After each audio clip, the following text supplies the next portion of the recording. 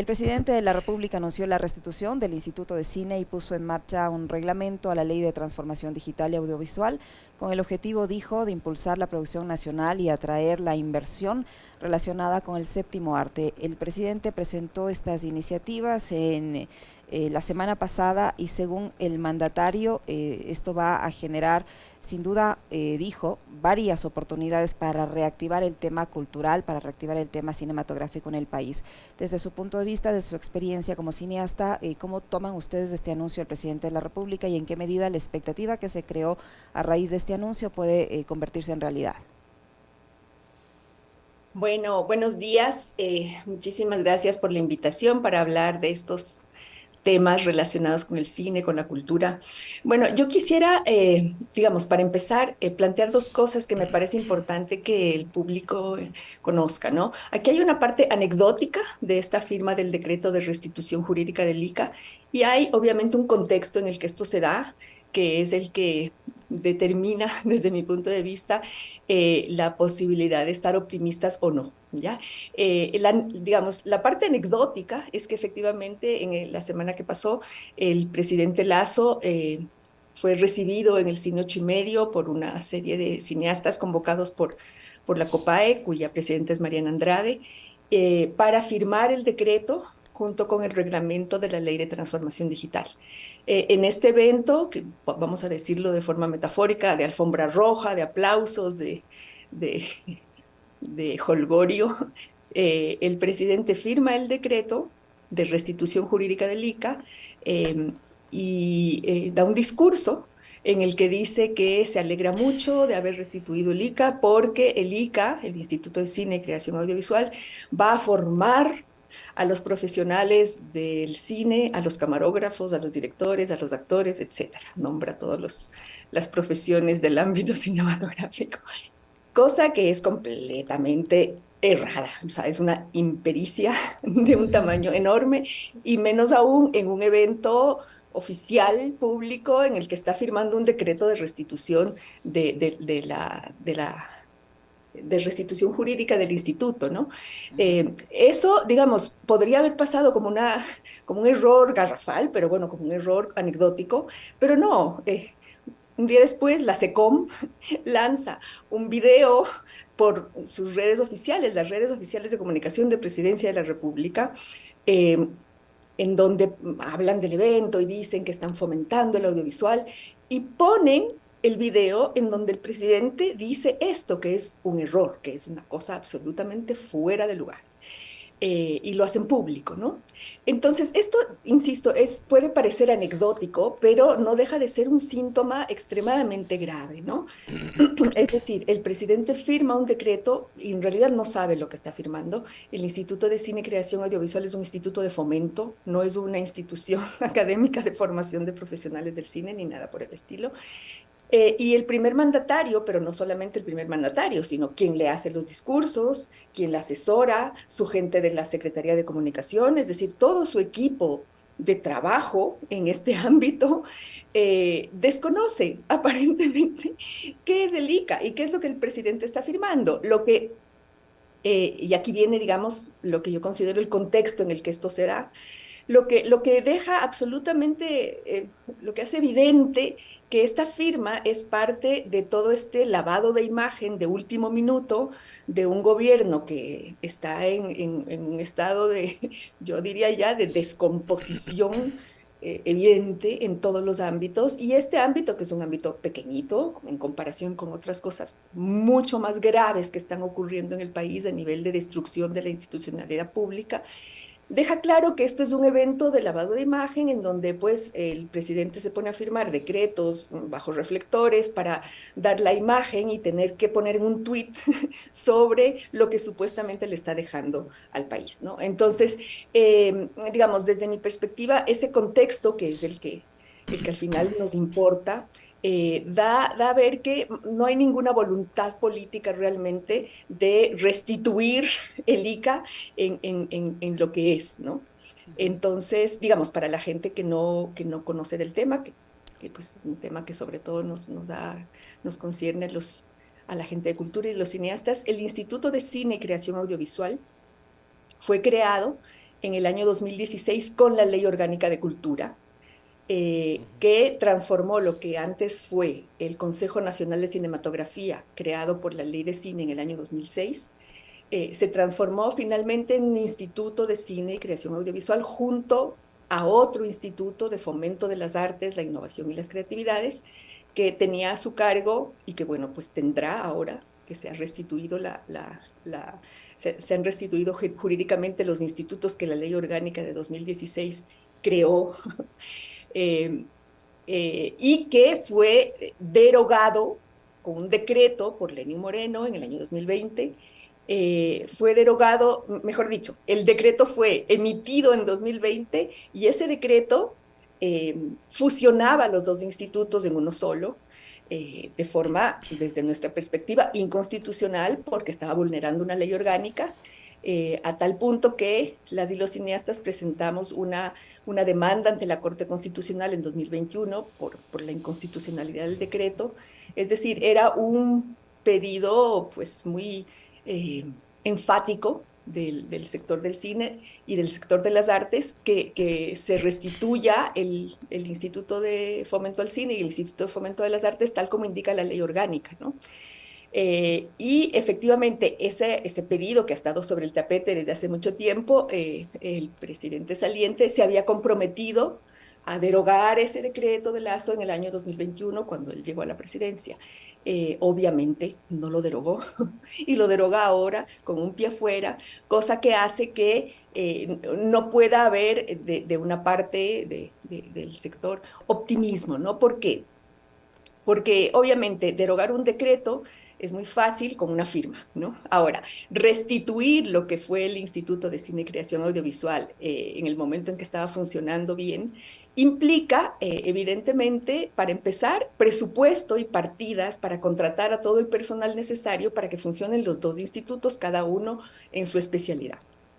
Y ha quedado claro, pues no hace falta ya ni subrayarlo, que no hay voluntad política en este gobierno para volver a ampliar, por ejemplo, el número de gente que está contratada en una institución pública, ¿no?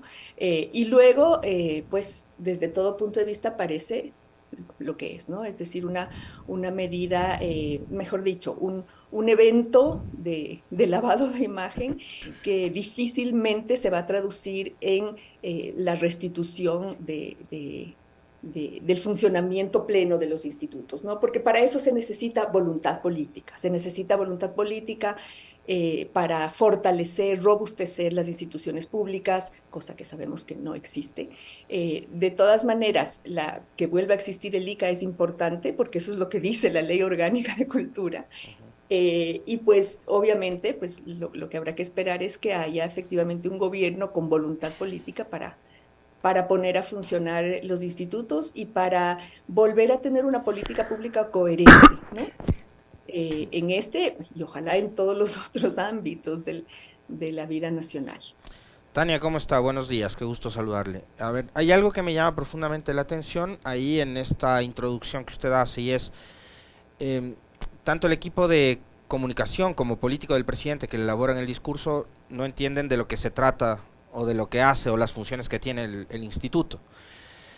Em, Elaboran ese producto que es el que finalmente sale en redes y la gente probablemente lo habrá visto, quienes no entiendan o no conozcan del mundo del séptimo arte y lo habrán escuchado y dirán, qué chévere, qué bueno que el presidente está nuevamente tratando de reanimar esta industria, pero el problema es que varios de los colegas suyos que se dedican al cine, que entienden muy bien cuáles son las funciones del ICA, estaban ahí y aplaudían un discurso impreciso y lleno de mentiras. ¿Por qué ellos, al igual que usted, por qué no salen a desmentir? Yo sé que hay un intento de lavarle la cara. Usted ha dicho tal cual, y yo coincido plenamente, qué es lo que están tratando de hacer. Además lo hacen en el 8:30, aquí abajo, ¿no? Eh, pero ¿por qué los cineastas aceptan que el presidente mienta tan descaradamente? Esa es una pregunta muy importante porque yo creo que parte del contexto en el que estamos ya más amplio, más allá de la salida del presidente y los reflectores que quiere ponerse como un pie afuera, Yo creo que es importante y esto es algo que hay que debatirlo más ampliamente incluso, y eso será motivo quizá de otras entrevistas en otros contextos, pero lo voy a decir de manera quizá un poco, a ver, digamos, guardando las proporciones de lo que significan cada uno de estos ámbitos para el país. Así como la historia y la historia reciente ha demostrado que no todo el movimiento indígena, ni todo el feminismo, ni todos los ecologismos, ni todos los grupos de, no sé, de defensa de derechos LGBTI, no necesariamente tienen una agenda que vamos a llamar en términos amplios progresista. No todo el mundo del cine y de la cultura, por lo tanto, tiene una agenda progresista, ni mucho menos, ¿no? Hay una parte, así como ya ha quedado muy claro, por ejemplo, en el caso, insisto, del movimiento indígena, así como ya ha quedado claro que hay una parte del movimiento indígena que no solamente, digamos, respalda un gobierno neoliberal, sino que también, pues, le apuesta a a una deriva neoliberal en el país y no cree que eso sea una contradicción con sus objetivos de origen, pues lo mismo pasa en el cine.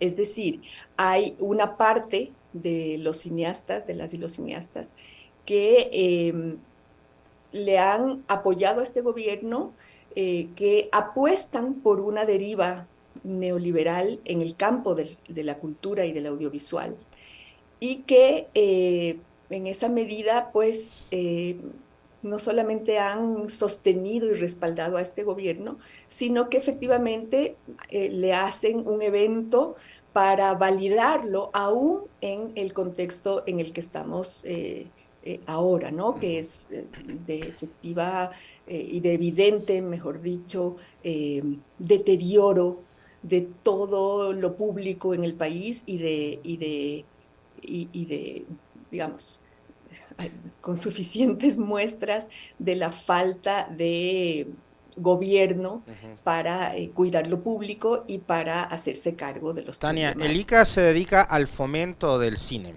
y ese fomento se lo logra a través de, obviamente, la creatividad, las destrezas, las aptitudes de quienes están dedicados al cine, pero también con recursos. ¿Y este ICA se reabre nuevamente con plata o solamente así en el discurso? A ver, hay que puntualizar una cosa importante. Es cuando se emitió el decreto en el año 2020 y se fusionaron los dos institutos, no se dejó de hacer, digamos, no es que de un día para el otro dejó de hacerse lo que el ICA hacía, ¿no? Eso hay que decirlo de forma muy clara. El IFSI, que fue el resultado de la fusión de los institutos, está funcionando, Ujú. es decir, existe y maneja los fondos de fomento y tiene la obligación por ley orgánica de cultura, de convocar anualmente a fondos de fomento y muchas otras competencias que no son solamente convocar a concursos de fomento. El problema es que, digamos, más allá de que en un principio los propios colegas que ahora han aplaudido que se restituye el ICA, le apostaron a que efectivamente podía ser una oportunidad crear un solo instituto y que ese no era el grave problema, ¿no? Entonces, el IPSI está funcionando, pero para que, digamos, la gente tenga una idea de lo grave que es haber, digamos, fusionado los institutos, desde que es un solo instituto. Pero no, espere, yo ahí puntualizaría lo siguiente. Antes de que se fusione, ya empezaron los graves problemas del ICA, ¿ya? Antes de que deje de ser ICA. ¿Y cómo empezaron esos graves problemas? Cuando me refiero a graves problemas, hablo de que existiendo el instituto, pues no hacía su gestión como tenía que hacerla, empezó a ser una entidad burocrática, lenta, ineficiente, poco técnica, en fin. Eso empezó a pasar antes de que se fusionen los institutos, cuando el gobierno de Moreno decidió seguir a pie juntillas el dogma de reducir el tamaño del Estado. Entonces, en ese afán de reducir el tamaño del Estado, se recortó personal del ICA antes de que se fusione. Y entonces, yo buscando entre mis documentos para esta entrevista, me encuentro con una carta que nosotros hemos puesto en el año 2017, antes de que se fusionen los institutos, hablando de que está el instituto en la decrepitud y de que no está cumpliendo su labor, entre otras cosas, porque se le ha recortado personal, ¿no? Entonces, digamos que y para mí hay la señal nítida de qué pasa en una institución pública, tan pequeñita como el ICA, pero que ahora lo vemos también en todas las instituciones públicas del Estado, cuando se aplica a pie juntillas el dogma neoliberal de recortar personal y de quitarle presupuesto de operación y de, en fin. Entonces, ese ICA en el 2017 empieza evidentemente a ser muy ineficiente. Pero antes de esto, Alexis, es importante que sepamos, ¿no? Que desde el año 2007 hasta el año 2017, con una ley mucho más pequeñita y más frágil, ¿no? Pero con voluntad política de un gobierno que le apostaba a lo público, el cine nacional surgió. Empezó a existir lo que podemos llamar una cinematografía nacional, que no es simplemente una película que se hace un año, otra que no se puede hacer otro año. En el año 2006, cuando se estrenó ¿Qué tan lejos?, creo que fue la única, o hubo otra película que se estrenaron en sala de cine, películas ecuatorianas. A partir del año 2007 eso fue creciendo, y en el 2017, antes de que todo empiece a desmoronarse, se llegaron a estrenar, si no me equivoco, entre 17 o 18 películas ecuatorianas, largometrajes, entre documental y ficción, en sala de cine, más todo lo que no se produce para salas de cine. De modo que para mí está ahí dibujado de forma nítida qué sucede cuando existe voluntad política y de fomentar lo público, y qué pasa cuando evidentemente llega un gobierno que decide dar vuelta en U, como el de Lenín Moreno, y empieza a reducir personal, a quitarle fuerza y quitarle, por lo tanto, capacidad de gestión a un instituto, ¿no? También Entonces, en este mismo evento, el presidente de la República anunció este reglamento para la Ley de Transformación Digital y Audiovisual, y dice que va a ser un instrumento mediante el cual se va a atraer la inversión extranjera en la producción audiovisual, y va a implementar, con esto se va a poder implementar proyectos que fortalezcan a la industria digital. Es más, se atrevió a decir que va a convertir al Ecuador como un destino de producción audiovisual. ¿Qué tan real puede ser esto? a ver, ahí yo quisiera volver un poquito al concepto que les decía antes, ¿no? Es decir, hay una parte del sector del cine que está en este momento sobre todo representado por este gremio que es la COPAE, que viene desde hace varios años, no en el último año ni en los últimos 4 años, que viene desde antes, generando una agenda a nombre de todo el sector, pero ahí es donde yo creo que es importantísimo distinguir que no es todo el sector el que quiere esa agenda. Una agenda que finalmente han logrado, digamos, insertarla en la Ley de Transformación Digital, que lo que hace es generar una serie de incentivos para que vengan películas, producciones o capitales extranjeros a filmar en Ecuador, usando el país como escenario y como lugar que ofrece servicios de producción, ¿no?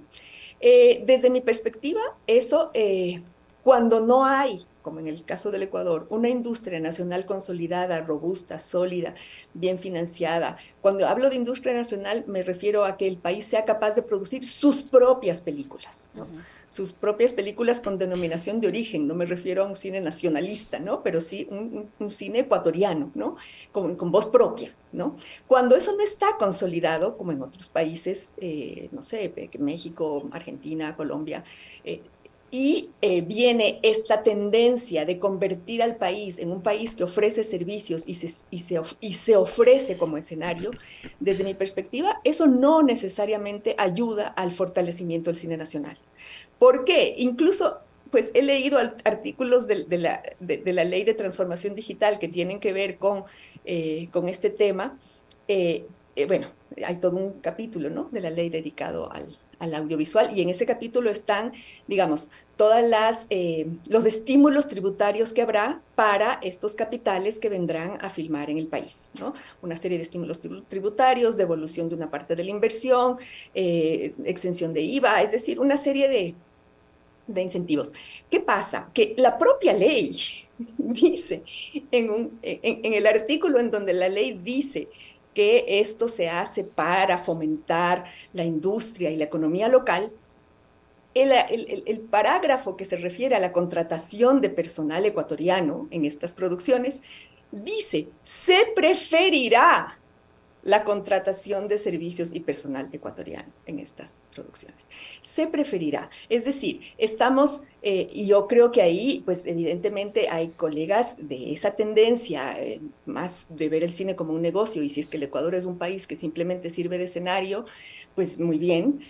Creo que le apuestan a experiencias de hace 20 años, ¿no? Porque eso ya pasaba en el Ecuador. Es decir, antes de que exista ley de cine, en el año 2000, 2001, 2002, 2003, yo misma y muchos colegas trabajamos en películas que venían de fuera a filmarse acá. La mayoría de ellas eran películas que por razones de seguridad o económicas no se podían filmar en Colombia, en Perú, de modo que el Ecuador era el escenario que escenificaba Colombia o Perú, y venían estas grandes producciones, algunas muy grandes, Hollywood, otras más pequeñas, en fin, y el Ecuador servía de escenario. Pero ¿qué pasa? En esas producciones, en el peor de los casos, el Ecuador es un país de maquila, ¿no? Es decir, se viene, se contrata la mano de obra poco calificada, con pocas garantías laborales en aquella época, con a veces ninguna. Y en el mejor de los casos, pues lo que se ofrece es un servicio de producción en donde pues el productor local pues, ayuda a buscar las locaciones, a contratar el catering y todo lo demás, pero digamos, toda la creatividad y el talento viene de fuera, ¿no? Viene con la productora extranjera, que a veces es una productora muy grande, que no busca aquí talento ni cargos creativos, sino mano de obra, ¿no? Y mientras más barata, mejor.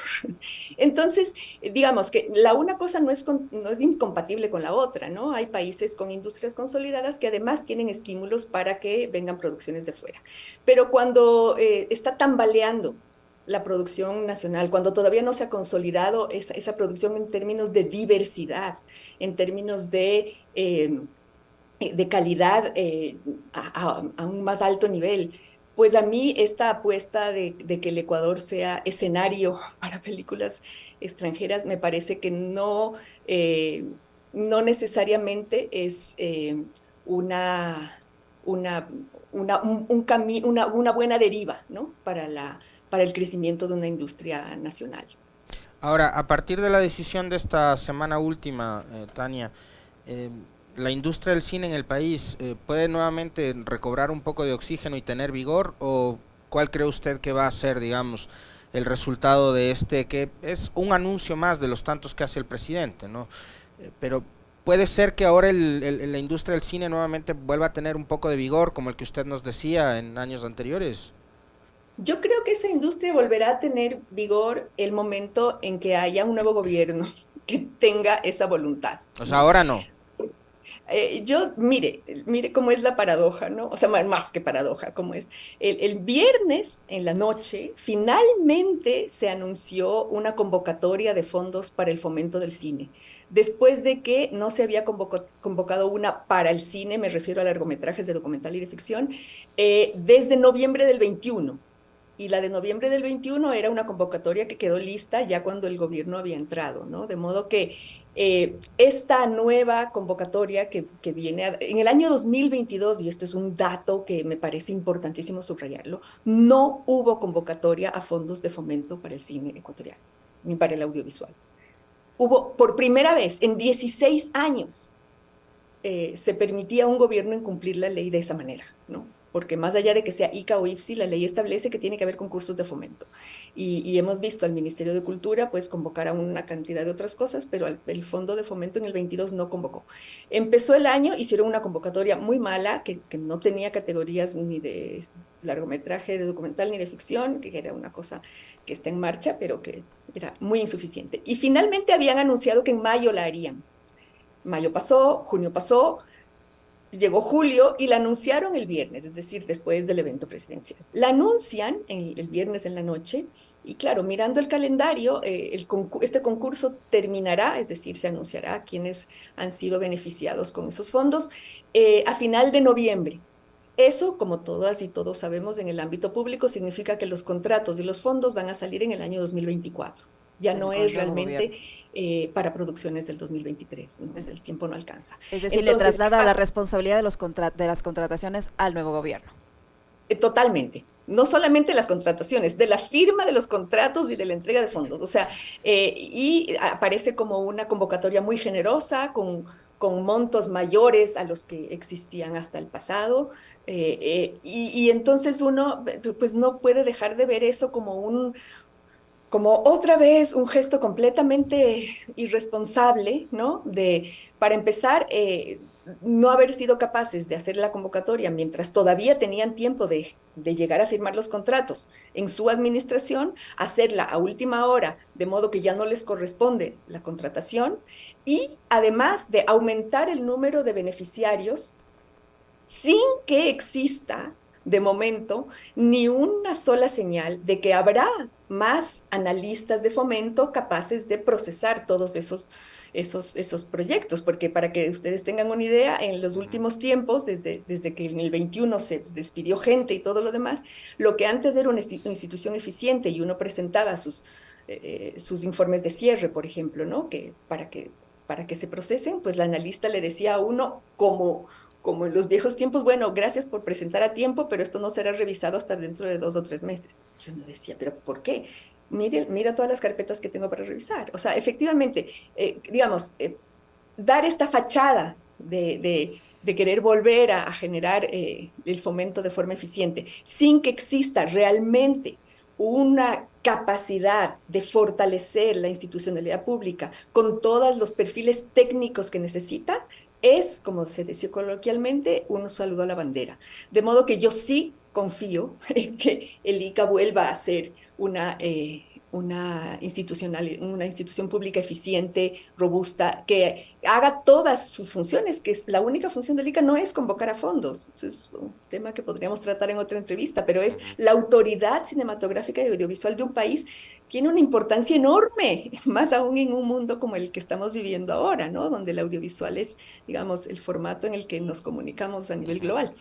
Pero sin voluntad política, pues llegamos a donde estamos, ¿no? Y eso lo hemos visto en todos los ámbitos y por eso pues yo propondría públicamente adelantar las elecciones adelantadas para que sea posible volver a tener esperanza en el país.